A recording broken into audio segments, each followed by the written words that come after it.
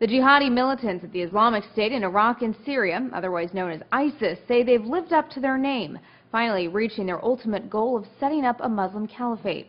Jihadists across the two countries celebrated the news that ISIS had renamed itself simply the Islamic State, demanding allegiance from Muslims worldwide.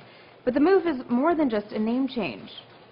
This is like a map of the border. This is Iraq, this is Sham. But now, this is all one country. In addition to that video, ISIS released this statement, boasting the end of European-drawn boundaries. The time has come for those generations that were drowning in oceans of disgrace, being nursed on the milk of humiliation, and being ruled by the vilest of all people. Propaganda aside, at this point, it's a bit unclear what sort of impact the newly declared caliphate will have on the current situation. Analysts say a lot hinges on the reactions from local Sunnis.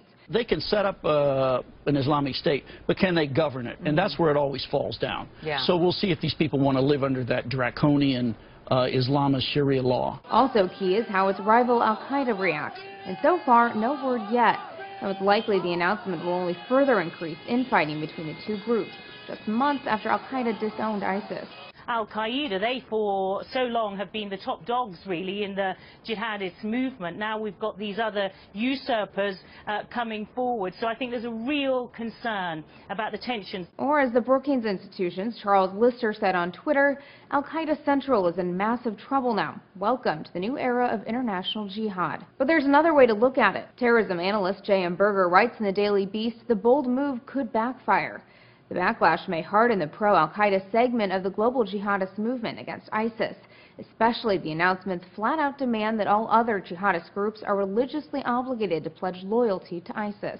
ISIS's announcement came as the Iraqi military carried out airstrikes on Saddam Hussein's hometown of Tikrit in an effort to push back the militants. For Newsy, I'm Elizabeth Hagedorn, multiple sources, a broader view.